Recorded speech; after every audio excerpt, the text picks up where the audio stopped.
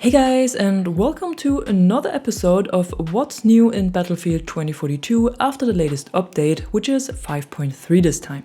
As usual, we will take a look at some secret changes that were made, but were not part of the patch notes, and I'll also say a few words to the official changes and how they affect the game now.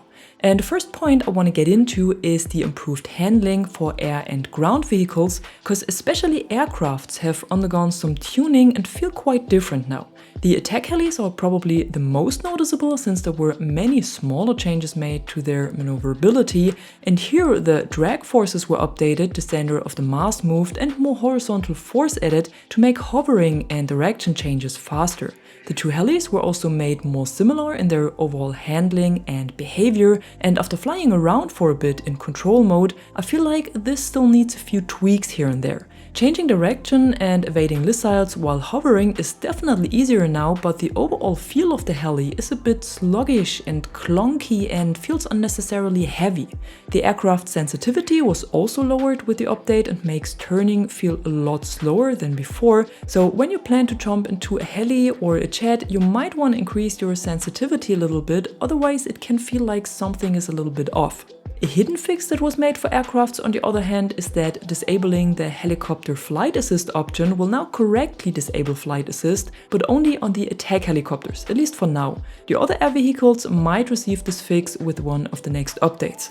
However, what feels really good now is the hovercraft, because this one got some tweaks that made its controls more direct and reduced the drift. And this little thing is loads of fun now. It's not so horribly floaty and spongy anymore like it was basically the whole time, but instead it has turned into a really useful transport vehicle with decent firepower. I normally avoided the hovercraft because it felt more like it controls you and not the other way around, but I'll definitely use it a lot more now. It also seems like other ground vehicles have seen similar tweaks to their controls and offer more polished driving experiences now. But the drivers and pilots are not the only ones who can experience improvements when it comes to vehicles, because the gunners got their fair share as well, at least on the attack heli. Here, the firepower and fire rate of the 30mm cannon was changed, and the angle at which the gun can be rotated was increased. So you can follow targets a lot easier and precise now, have a much higher rate of fire that was increased from 200 to 600, and it all only comes at a small decrease in firepower. I've been on both ends of this weapon during the last 2 days, and I found that it was almost a bit too powerful. If you have a good pilot with you, you become an unstoppable force. I'm almost certain we will see more tweaks and balance changes to the attack heli and its gunner seat with the next updates, but I'm also not quite sure they'll ever get the balance completely right for it. In addition, there was a thermal option added for the 30mm cannon as well, again only on the two attack helis, and this needs to be equipped from the upgrade menu. To unlock it, you need to do 150 kills with either the Hokum or the Apache, and then it will be available for both of them. As usual, the thermals only work when aiming down sights and come at a loss of zoom, but also give you much better targeting capabilities. Besides this, the 20mm flag cannon on the LATV and the hovercraft is available again after it was deactivated for being too strong and adding too much to the explosive spam, and in its new version the weapon was toned down and doesn't deal blast damage against infantry anymore, which makes it a lot less annoying. And one last heads up for the vehicle section of this video, the changes to the vehicle count of Conquest that were mentioned in the patch notes as well are not live yet. This seemed to cause some confusion, and a lot of players said the vehicle counts are still the same after the update, and yes, that's correct. Right now they are still the same, and they will be changed on Tuesday next week, which is September 5th. But now let's have a look at some specialist and gadget changes that were made, and here the focus is especially on the engineer class this time. With update 5.3, the projectile speed of the RPG and recoilless M5 has been slightly reduced, which means it got a little more challenging to engage with moving targets on range and with aircrafts. It's not a seismic change, but it's noticeable, especially when you use these two launchers a lot. Mastering them definitely needs a bit more skill now, and it might take some time to get used to the new traveling speeds. In addition, Crawford's turret has increased damage per bullet now and enhanced accuracy when shot for a short time. Reports also suggest a potential buff to Boris' turret, but I personally cannot really tell if there was something tweaked since I haven't played him much before the update. So if you are more experienced with this specialist, you might be able to recognize a difference. And the EOD bot's health was lowered by 25% and it seems to be a bit easier to control now. But all of this is not the engineer balance pass that DICE had hinted in one of the latest podcast episodes. I thought it was, that's why I also said this in the patch notes video, but community manager Kevin Johnson clarified it on X and wrote that this is not the dubbed engineer update. Instead, there will be changes coming in bulk in the future, most likely with update 6.0, and this will be much more than only a change to a single gadget, whatever that means. What was fixed with the last update, on the other hand, are the vehicle assists, cause these were gone for quite a bit now and were sorely missed. The fix was not mentioned in the patch notes, even though it's something a lot of players were waiting for, but now you can again earn vehicle assists when you have damaged a vehicle that gets destroyed by one of your teammates later on, and this is especially important for Liz since the assists count towards her mastery, and the absence of these assists made the mastery a lot more challenging to complete.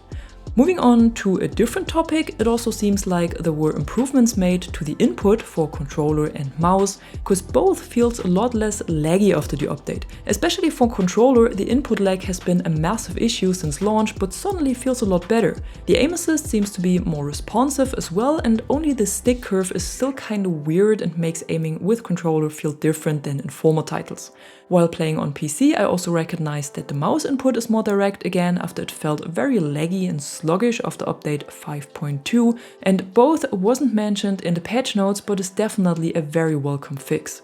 Controller users can also expect to see more improvements coming their way in the future, and DICE will discuss this topic in more detail later in September, so stay tuned if that's interesting for you.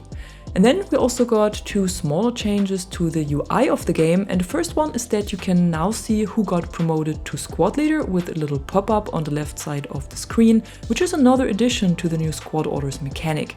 And when you head to the social tab from where you are able to join your friends, you can now also see their current match phase and the player count of the server. This is a pretty cool addition and gives you at least a little info to the match you might want to join.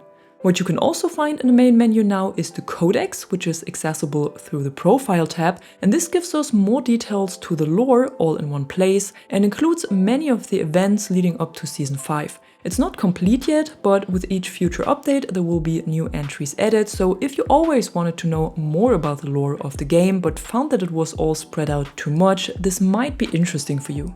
And at the end, there is a little something for all Easter egg hunters, or actually for the ones of you who have missed out on former hunts, because the Easter egg that was held at the end of Season 1 is now active again and gives you the chance to unlock the They Are Everywhere player card that teased Season 2 back then. To add it to your collection, you need to find one of the mysterious crates that are scattered across different maps and just get closer to them to unlock the card. You don't need to interact with them. The only tricky thing here is that the crates spawn completely random in different locations and it takes a lot of time to finally find one. To make it a bit easier for you, the Easter egg community has prepared a wonderful document with all known locations of the crates, and you can find a link to it in the description below and also in the pinned comment. To help you out a little from my side, I've also created a portal experience with all possible maps that you can host with the code ABFAE7, but this time I can't help you with the exact locations. You can only go through all of the maps and the locations marked in the document and try to find one of the crates. The Easter egg community has also recognized that some of the locations have changed or are not existing anymore, most likely due to the map reworks, so it requires some patience and luck, but eventually you'll get the card. Back then it took me about 2 hours of hopping between the maps to unlock mine, but I have my fingers crossed that you will be more lucky than me. During the Redux event, the Easter eggs of the other seasons will also return, so stay tuned for updates on this. And we also got a little teaser for the Season 6 Easter egg already, cause with the last update, 2 new player cards, a weapon charm and a weapon skin for the BFP50 were added. The unlock requirements are to recover the proof on our class, send a signal to the ally on reclaimed, and send a message on orbital. So the Easter egg looks a bit more complex again, but none of these rewards can can be unlocked at the moment since it's not active right now, and we will surely have to wait for another 4 to 5 weeks until we can get our hands on it. I'll definitely keep you updated on everything, but for now you can only find the cosmetics in your collection but cannot use or unlock them.